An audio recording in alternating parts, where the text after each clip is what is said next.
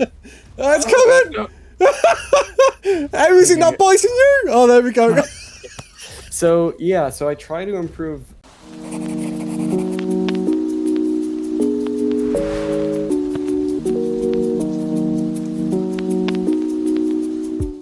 You're right, kids, it's Ras Clark, and welcome to another very special episode. Introducing our guest today, known for his incredible work for not only cinematic delivery of Explorer Notes, aka the lore of ARK, hidden throughout each map via many note boxes that you have to interact with to understand the in-depth story of ARK. Ned delivers every snippet with such detailed and creative passion, investing into a huge team of on-set actors, directed to ensure each line of each note is actioned out perfectly, and of course sourcing some of the most well-suited voice actors that rivals even the officially employed ones. The likeness is genuinely incredible.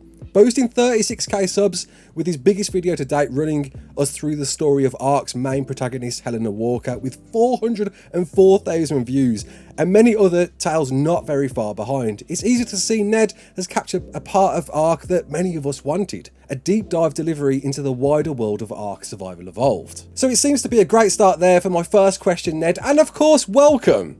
How you doing? You're right. Thank you. But before we jump into that, I've set you a challenge. Being surely one of the most knowledgeable of notes out there, I'm pretty sure you know most locations of them.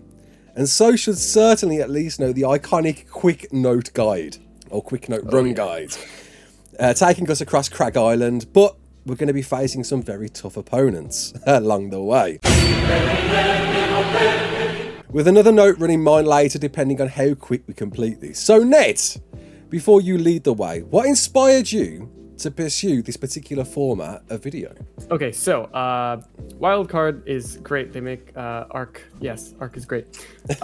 One issue that I found with the game, at some point, probably in like 2018, 2019, I became pretty obsessed with collecting Explorer Notes. I like collecting things in games. That was just one thing.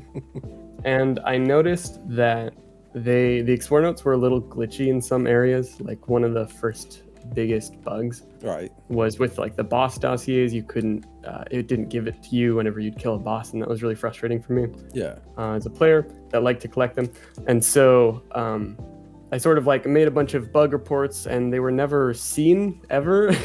Oh right. Okay. I felt like they were never listened to. You know, they weren't. I'm sure they were seen, but they weren't put on their, highest priority, because it was probably just me that was reporting these. Oh no, no. Yeah, that's our challenge, mate. Yeah. No. I feel like, one's following me, I'm dead. Oh, what have you done?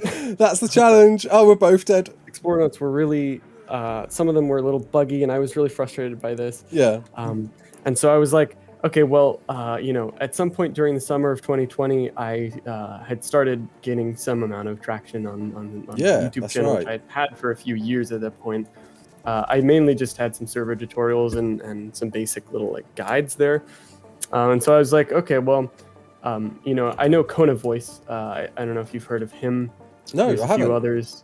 The Kona Voice, he's done note readings for ARK's Explorer Notes. Sorry, tell a lie. Sort of just... Yeah, it rings a bell now. Yeah, sorry, go on. Yeah, so he just sort of reads about the Explorer Notes, and that's right. There are a few others that do that.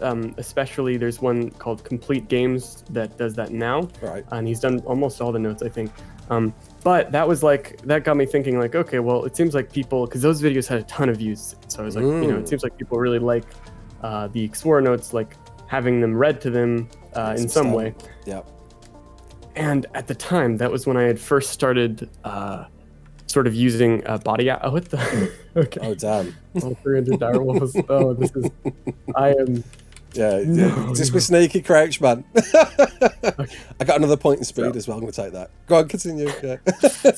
Yeah. So I was like, it'd be cool if, because I was just getting into using body actors for my evolution guides. I had two friends that were, it was interesting filming them. I was like, okay, guys, go over there, ride these roll rats, do this and that. And so that was really fascinating. So I was like, well, how would that work on a larger scale if we had a big group of people body acting? At the time, I didn't even know it was called body acting.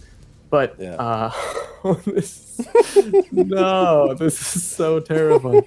And so, I was like, okay, well, let's see if we can bring ARK's Explorer notes to life, because that was something I actually wanted to do years back. Yeah. But I didn't have, I had no. It was such an intimidating idea getting someone else to voice them, like paying a voice act, like all of that just seemed ridiculous. I didn't have any friends that played ARK, let alone wanted to, you know, body act for a video.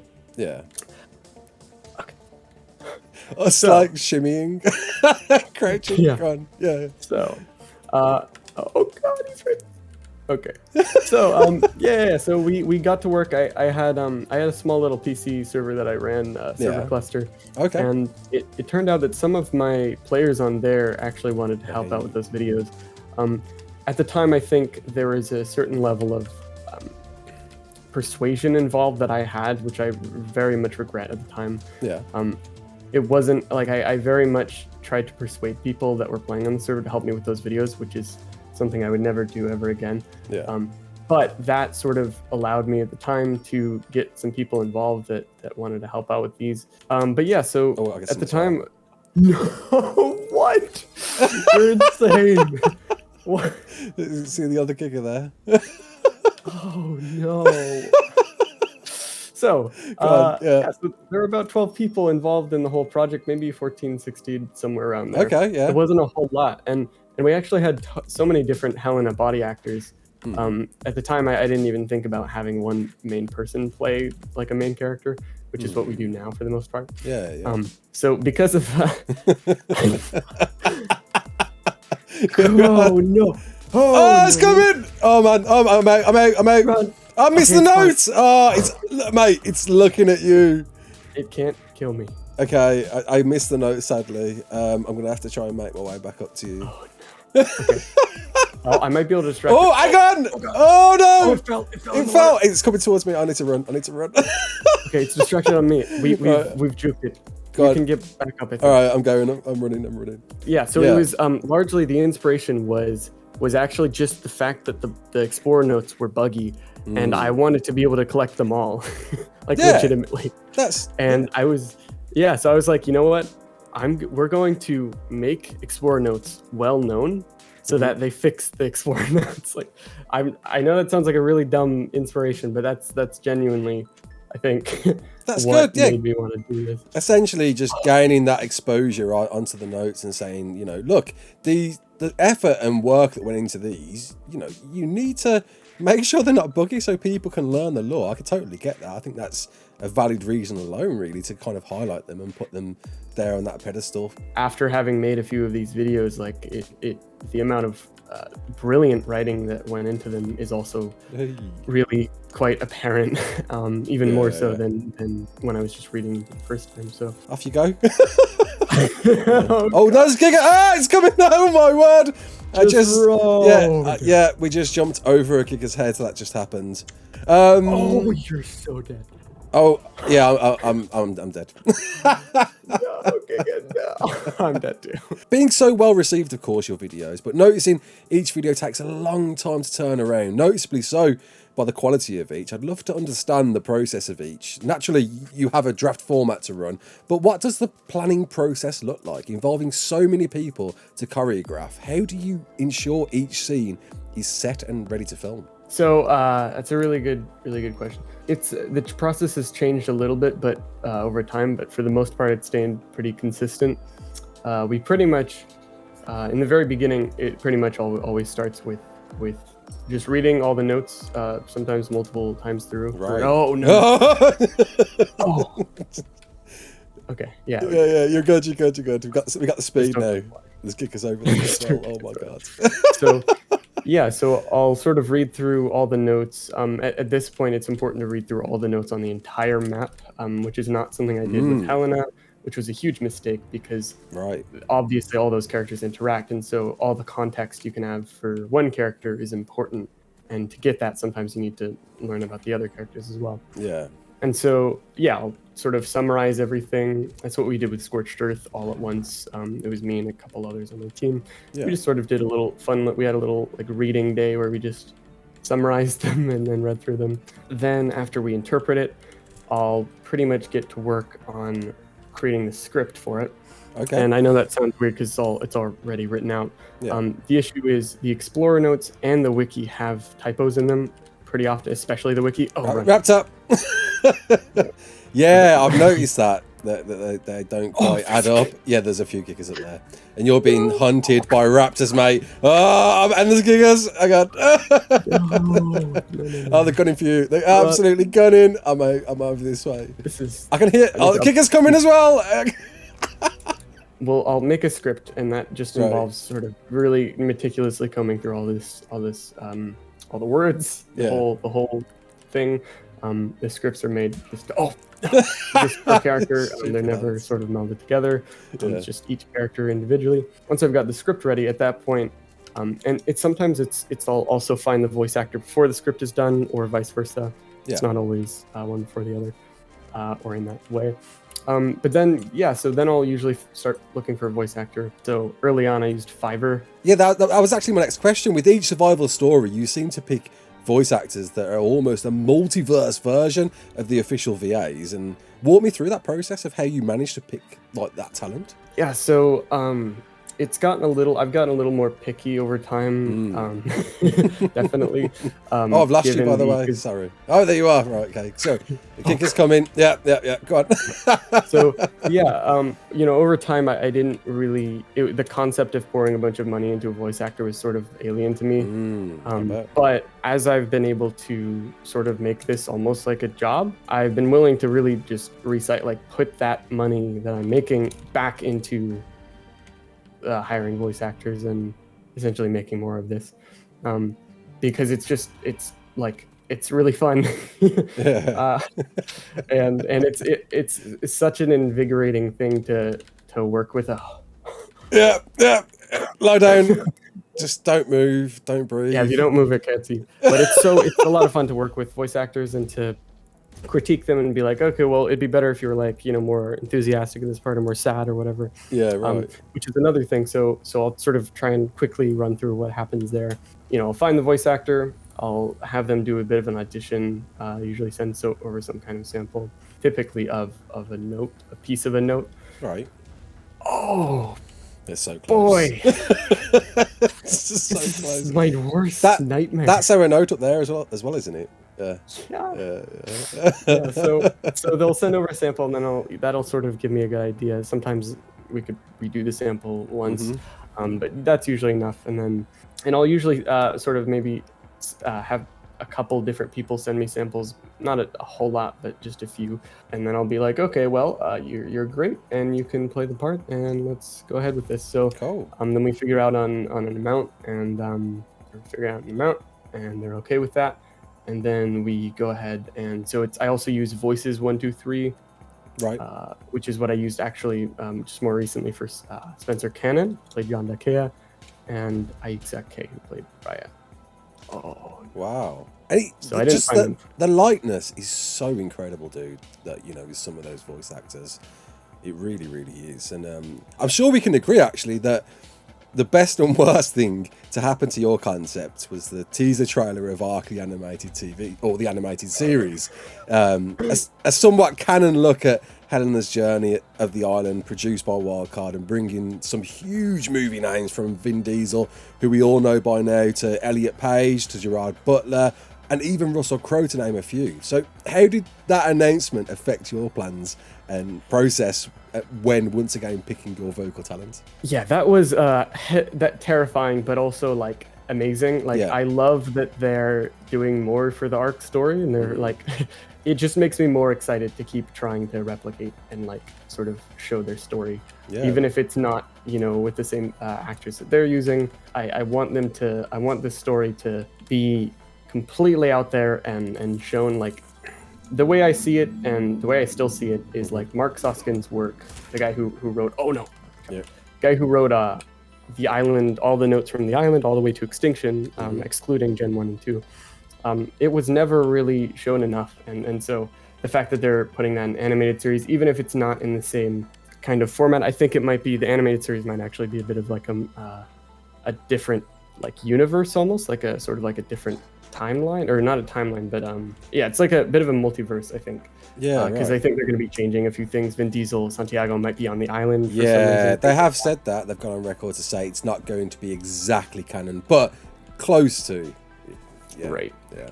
But yeah, overall, my reaction has been very positive. I'm just really glad they're doing it. Yeah. I love anime, so all right. Hang on, there's a Giga coming. Oh no! Yeah, it's coming. Oh no! Oh god. We can argue your bread and butter surrounds the survival stories. You certainly delve so much deeper into the lore. A favourite of mine being, how did Rockwell get on the Gen 2 ship? You obviously do your research, so I wonder how much of it's via in-game information, how much of it is outside of the game, and what are your go-to sources outside of learning the in-game yourself? Pretty much all of it's through the Explorer notes and then just interpretation and theorizing. Whenever I'm theorizing, I make it very clear that you know, it's not at all like this just may be the case. You know, I think it's really important when anyone's sort of trying to come up or trying to interpret and understand a story to not make any claims that otherwise have not been very clearly backed up in the game. Right. And so, but yeah, a lot of that, pretty much that whole video is really just my own research, theorizing about the game. I haven't, for that one specifically, I didn't reach out to any of the writers. Okay. I'm trying to actually recall if there's any information that wasn't found in the game, if there's any information that I found from the writers talking at any point. Yeah. But I don't think there was. It could have been, I believe it was all through the Explorer. Well, I mean, that's obviously a grind then in itself to have to, get everything from in-game and just not have any external sources you can really reference. Whilst nowadays, with your success, I'm sure, and we sort of touched on this before, but whilst nowadays with your success, I'm sure it must be easy to bring in stage actors for the next video. But starting out, and I remember well, when you were around the 1K mark or lower, how difficult was it to bring together enough people to act out each scene? It really difficult. That's a good question. I mean, it was when you have almost nobody that's very excited about this thing that you're super excited about, and you rely on other people. Yeah. It's very a little bit demotivating, and not that it's any of their fault or anything. It's just, you know, it is really rough to begin, and I think, you know, I've almost lost that perspective a little bit because of how easy it is now and how fortunate I am to have all these people that want to see this happen. But yeah, it's hard, and so I understand what it's like for other people that want to be, that have ideas for these things like I did when I was younger, but couldn't at all bring it to life because they don't have the resources, they don't have the amount of excitement and the people that want to get involved. Also, I think it's right where I am. If you sort I'm struggling, man. I'm struggling. I'm not as efficient. Oh no. You can do it. Yeah, thank you for the encouragement. I have a very specific philosophy with like, you know, I look at applications and I care about them a lot, and I care about the effort that people put into writing them. That's right, because people go through a proper application process to be in your videos, don't they? Yeah, it's not a huge thing. You don't have to be like, you don't have to have a PhD. You know what? Right, I'm gonna go my way. I'll meet you there.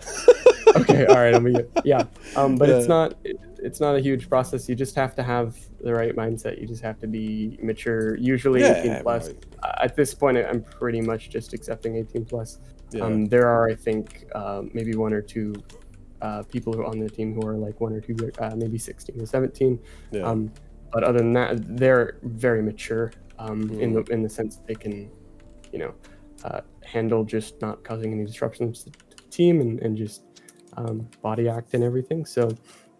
But yeah, for the most part, it's just, you know, the ability to get along with people and just hang out. During filming, I don't know if you've seen any of the bloopers, but it's very much just like a very chill thing. It's not. I've seen some other directors in this kind of thing with ARK that take it a little more seriously. And I think it's a lot easier for people to stick around if they're having fun and they're just, you know, they don't treat it so seriously. Yeah. And that way. As long as we have a standard for seriousness and we're like, you know, it's a certain level where we're like, yeah, let's get this done, but also let's not treat it so seriously, like that we're not having any fun at all. Yeah. I think that there's a sweet spot, and I think we have that sweet spot at the moment. I'll get some more levels in as well. Why not? Get that speed on. Oh, did you? Yeah, don't run too far off. Yeah, there's like a rock here you need to fall on, isn't there? Is it that one? I think it's that one. Oh, you tried to do the further one? Yeah, I think there's only one more note we have to get on Craig's Island. And going back even further, you seem to have gotten into ARK way back in the early days too. What attracted you to ARK in the first place? And do you feel there were games you played prior that got you into the survival genre? Yeah, for sure. So I found ARK in early 2015, and leading up to that, I played games like 7 Days to Die and Rust, two games that I know. Oh gosh, are sort of classics in the I guess you could like survival game genre. Yeah. Early access kind of thing. There's an alpha after that makes things even worse. Oh no. But yeah, so it's coming. It's coming. I'm out. No. Is it chasing me? I'm dead. And then I found ARK, and it was just sort of covered by YouTube creators like Star Snipe and Partially Royal, if you know them. Yeah, those were definitely classic ARK creators, and they were covering the game before it came out. They were talking all about it, like the sort of the very basic base game dinos, like the Carbonemus and the Tricarbonemes. And that was cool to me. I wasn't a huge fan of the dinosaurs, but I wanted to. The survival game thing just sounded really cool. The way that it worked with the food and water and the weight systems and all of that just sounded really cool. And then I got the game on day one as soon as it came out in 2015, June 2nd. Yeah, so jumping back to the present day now, with your most recent release being the survival stories of Raya, through Scorched, of course, and it already being apparent how much you've improved over the last year. What do you look for in production quality? Whilst you've got a great format, what do you look to improve with each video? So that's a good question. Don't die. Here, come here. I will tell you. Oh, that noise, of course. Yeah, there we go. All right. But there's also a Giga that doesn't want us to. Oh, there's two. Yeah, there's two. Yeah. Get it before we die. Yeah, just get it. Die. There, go. Oh, it's coming. No. How is it not biting you? Oh, there we go. So I try to improve. I'll tell you what, Ned. Before you answer that properly, spawn at the bunk bed at the volcano. Because we've done the note run now. We're gonna just YOLO it, and we're just gonna see how far we can get with just parachutes through the tech cave. Because of course there's notes in the tech cave. All right. Yeah. So question is, how do I improve? Yeah. How have you improved over the last year? What do you look for to improve yourself? So just gonna camera up. Definitely in making sure that I continue to find good voiceover talent. That's one thing. Yeah. Another thing is ensuring that I've got good enough PC that can record really lovely looking gameplay. Oh no, you good. Nicely done. Navigator. Yeah. So improving my PC setup. I mean, at this point, YouTube has helped a lot with that, and I'm at a point where there isn't really much left to improve as far as PC specs go. Yeah. But beyond that, I have more recently, especially with the John and Raya video, I've been actually putting effort into adding audio editing to the videos, because a lot of the time, at least now, careful, don't go into the lava. Oh, will that actually hurt me? Yeah, it will. Oh, right. Yeah. But yeah, it's important to put effort into adding audio and stuff. I'll grab that from the dev kit. Yeah. You can sort of export the different files for, Rex Roar and things like that, which I didn't used to do, but it adds a lot, I think. Audio is really important. Yeah. And more recently, I'm actually, for the Raya and John video, I commissioned some mod work for the first time. So I commissioned a mod that added a 2-person saber saddle. So 2 people could ride on a saber, which was really important for the story, because that's what Raya ends up doing. We didn't really know how else to pull that off. Yeah. She hops in the saddle. And as well as that, we did a Scorched Earth Nasty removal, which removed the Nasty ruins from the entire map. Yeah, I recall that. That was... how much work went into that to put that together? So you'd have to... Well, I can tell you for him. Uranus, the modder I worked with, there's a bit of a language barrier there. Okay. But he pretty much just selected the ruins and deleted them, and then baked it as a Scorched Earth map extension. Oh, by the way, I'm about to die from heat stroke. Are you? Oh no! Oh, I got killed by Apolovia. The other ways we're improving. Beyond that, with that mod commissioning, that was a good introduction, and it made me really like that. Actually, it's really cool to add our own content to the game that specifically is designed for the lore. Absolutely. The fact that you commissioned a mod for a video is, that's something else. I'd love to know how many content creators out there have done that for like just for one video as well, I assume. Yeah, I mean, for John and Raya, it was essentially both their videos for both of those mods. But you know, looking to the future, for Helena and Rockwell, I don't want to give away too much, but we're going to be commissioning a Hall of History. We're working on a Hall of History, just like on the island, but for Scorched Earth. Oh wow! So it shows like the Manticore arena. So you're gonna be the first to create some form of Ascension on Scorched Earth, something that everybody out there wants, and you're gonna have it there in mod form. Mate. That could be something huge. You know, that more than just the Explorer now. I think a lot of people would love to have some form of modded version of that. So it won't be functional. I mean, unless we, I mean, you know. Who knows, right? But that's it. I mean, you know, if you create it and somebody maybe takes it from there and develops it even further, who knows? But if you're kind of putting the blueprint in there of the first Ascension, that's big news. Yeah, I will say I'm not the one working on it. I'm pretty much just overseeing a friend of mine, Golden Drop. So shout out to him. Okay. He's sort of just learning his way, and he's honestly done an incredible amount of work already on it, for only being sort of a little newer to the ARK Dev Kit.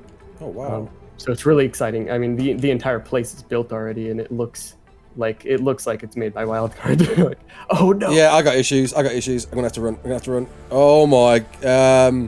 If I survive this, I will be amazed. Right. Did you eat your cactus, bro? Yeah. They still came after me. I'm good though. You've slingshotted out towards the lava. That doesn't look good for you, mate. Yeah, I'm used to Archaeopteryx. Oh no. All right, I've made it. I've made it through. I'm gonna just chill out now. Wait for you. Are you doing well? You over the lava? I'm not doing no! Right. Yeah. I mean, the thing is, like, people say Scorched Earth doesn't have Ascension. Well, they say that it doesn't need it because it like, you know, the story doesn't need it, but actually that's completely wrong. The story adds in, essentially the story talks about an Ascension. It's very vague and it doesn't get into it much. Yeah.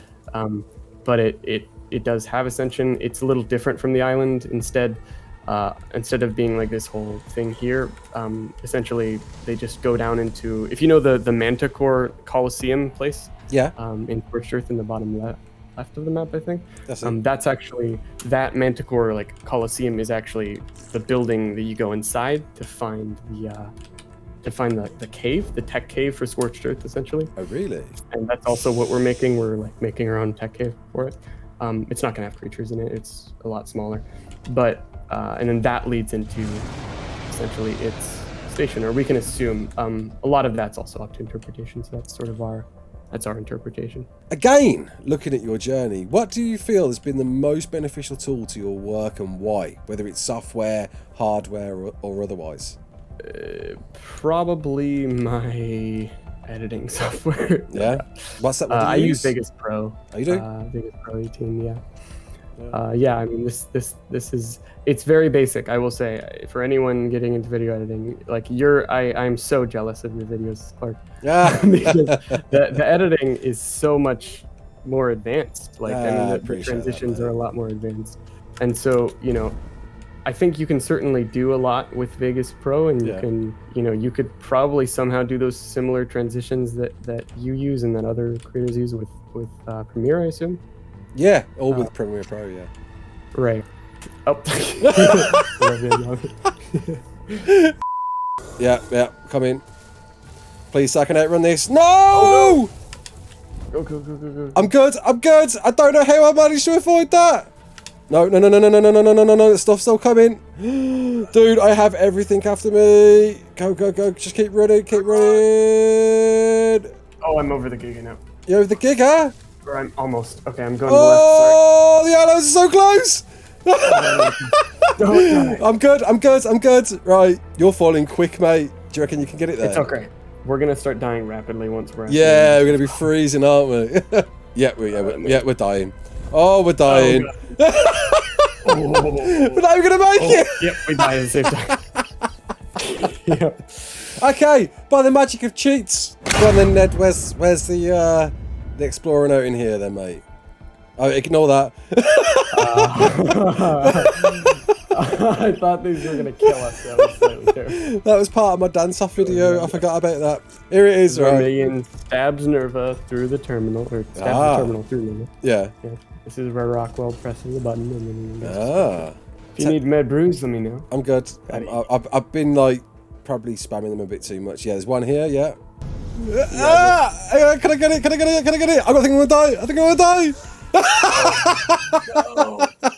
That was on the edge. But yeah, we're here finally. We've done all the notes we needed to do. Neddy the Noodle, it's been a great pleasure to have you on the show. So it's your turn, mate. Plug away to the Rarsouls. What is your next project? What's going on in your life right now? So you can reach, or you can find the videos at Neddy the Noodle on YouTube. But what is going on is we're working on Helen and Rockwell's survival stories next on Scorched Earth, featuring the same voice actors that you will have seen on the island. You've seen those videos. People have been asking about this a lot. There's a Giga right over there. Oh no. But yeah, and then people also ask a lot about what's next after that. Aberration, Extinction, Genesis. I will say I'm a lot more compelled to make those now than I was before. So you may or may not see that in the future as well. Possibly sort of a new type of video format on my server, but we'll see. And yeah, more evolution guides. Wonderful. Well, you heard it here. Some big videos coming out in the future from Ned. Go check him out. Go subscribe. I'll leave a link in the description. Thanks all for tuning in. My name's Ras Clark. There's a Gigas so close. Don't forget to like, share, and subscribe. Thanks again, Ned. And as always, peace out.